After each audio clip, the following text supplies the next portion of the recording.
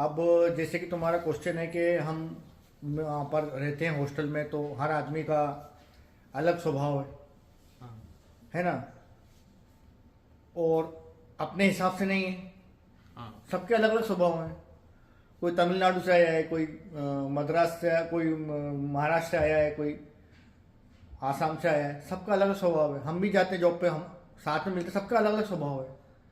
हमको भी है ना उनकी बिहेवियर देख के गुस्सा आता है कि ये ऐसा क्यों कर रहे हैं यहाँ पे, हम्म। है ना। यहाँ हम बैठे 3 जने, वो स्मोकिंग कर रहा है, हाँ। गुस्सा आता है। तो अब क्या करें इस गुस्से को आए। तो पहले तो पहली बात तो ये कि जैसे कि मैंने पिछले वाले वीडियो में बताया था कि सबका एक स्वभाव होता है खुद का, और वो आदमी उसी स्वभाव में रहना चाहता है। नेचुरल स्वभाव, जो जिसका भी प्राकृतिक स्वभाव है, वो उसी में रहना चाहता है। किसी को स्मोकिंग अच्छी लगती है, उसको स्मोकिंग में रहना चाहता है। तो क्या करें, अपना तो वो नेचुरल स्वभाव नहीं है, तो यहाँ पर कॉन्फ्लिक्ट होता है। पहले आप ये बताओ कि वो गुस्सा आए तो कर देना चाहिए, लेयर बन जाती है, पहले वो हाँ, बताओ। वही बताऊंगा ना मैं। अब ये नेचुरल स्वभाव उसका है और ये नेचुरल स्वभाव आपका है, लेकिन उसका अलग स्वभाव है, आपका अलग स्वभाव है। तो गुस्सा यहाँ पर स्वाभाविक है। हम्म। आपके अंदर से गुस्सा फूटेगा कि ये आदमी मेरे हिसाब से क्यों नहीं कर रहा है। हाँ।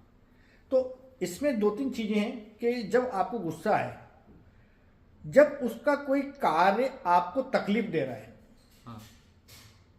यानी आपकी जिंदगी में परेशानी पैदा कर रहा है, जैसे वो स्मोकिंग कर रहा है, उसके धुएं से आपको तकलीफ आ रही है, या वो कमरे में पानी फैला रहा है, या कुछ भी कर रहा है, या आप सोना चाहते हो वो शोर मचा रहा है या म्यूजिक चला रहा है, ऐसी चीज जिससे आपको तकलीफ आ रही है, आपको अपना गुस्सा जाहिर ही करना है कि नहीं, मैं पढ़ रहा हूं, आपको म्यूजिक नहीं चलाना पड़ेगा, नहीं चलाना है, नहीं तो मैं कंप्लेन करूंगा। या वो स्मोकिंग कर रहा है, साफ मना करो, नहीं तुम्हारी स्मोकिंग से मेरे को पैसिव स्मोकिंग हो रही है, मेरे को नुकसान ज्यादा है, स्मोकिंग बंद करो या कहीं और जाके करो। हाँ। क्योंकि आदमी क्या करता है, अपने गुस्से को क्या दबाता है, यार कहीं इसको बुरा ना लग जाए। हाँ। या बॉस है, अब बॉस कुछ कर रहा है तो वहां पर तो आपको सोचना पड़ता है कि यार बॉस को बोलूंगा, ये मेरे सामने बॉस स्मोकिंग कर रहा है, इसको बोलूंगा तो ये अभी मेरी नौकरी पर नहीं आएगी, या मेरी ये रिपोर्ट बिगाड़ देगा।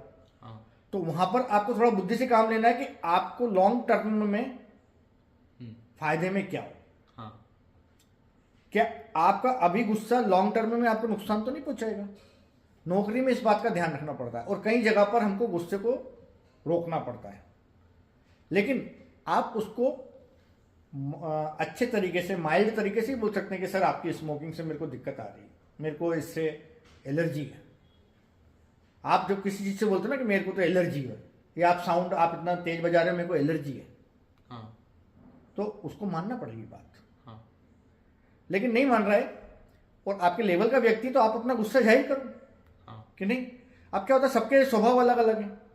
अच्छा, अब जब वो चीज अपने को नुकसान पहुंचा रही है, हाँ। तो आपको गुस्सा करके या उसको मना करके आपको उसको रोकना है कि भाई ये चीज यहां मत कर मेरे सामने, या तो आप वहां से हट जाओ, या उसको कहो कि तू यहां से हट जा। जो भी आप, जैसे आपके कमरे में दूसरा आके स्मोक कर रहा है, आप बोल दो भाई बाहर जाके स्मोक कर, हाँ। नॉट अलाउड है।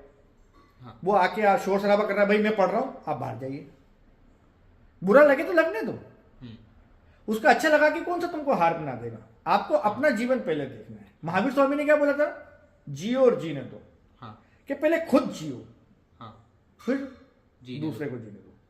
पहले खुद आप कंफर्टेबली अपना जीवन जी रहे हो, तब तो आप दूसरे को सपोर्ट कर सकते हो ना। तो यहां पर आपको अगर गुस्सा आ रहा है, आपका नुकसान हो रहा है, तो आप उसको जाहिर करो, लेकिन वो कोई ऐसा एक्ट कर रहा है जिसमें उसका ही नुकसान है। जैसे कान में हेडफोन लगा के तेज म्यूजिक सुन रहा है, सुनने दो, वो उसका नुकसान कर रहा है। उससे आप गुस्से मत हो कि यार ये ऐसा क्यों कर रहा है, मैं इसको समझा रहा हूं। ठीक है, 1-2 बार आप किसी भी चीज को, कोई गलत कर रहा है, आप 1-2 बार समझा दो, और बाद में उसको उसके हाल पे छोड़ दो। वो मरे तो मरने, तो क्या कर सकते। बार बार बता दिया कि भाई ये खाइए, इसमें यहां पर मत चल, गिर सकता है, नहीं समझ रहा तो ठीक है। अच्छा। हाँ, जब तक आपको नुकसान नहीं है, उसको नुकसान है, लेकिन आपने उसको समझा दिया कि भाई तेरा यहां नुकसान हो सकता है। हाँ। 1 बार समझा दिया, 2 बार समझा दिया, तीसरी बार मत समझाओ। किसी का भी भगवान बनने की कोशिश मत करो। अच्छा। हाँ, ये बात हमेशा ध्यान रखो। किसी का भी भगवान बनने की कोशिश मत करो, किसी को मत सिखाओ किसी को मत समझाओ, कोई किसी के समझाने से समझता नहीं। सब जब भी समझते हैं जब वो खुद अपने अंदर चेंज लाना चाहते हैं।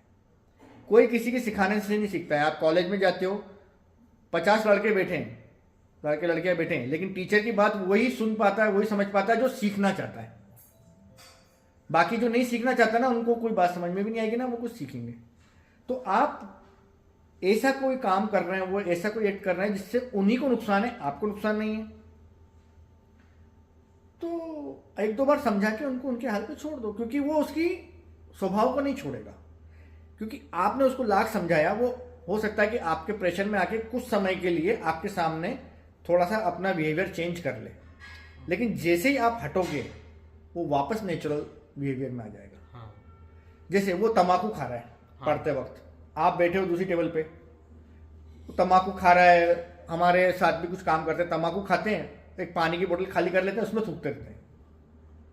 अब हमको देखने में गंदा लगता है, हम कहते हैं यार ये मत करा करो भाई। जब हमने बार बार मैंने फोर्स किया कि मत करा कर ऐसा, हमको गंदा लगता है देखने में।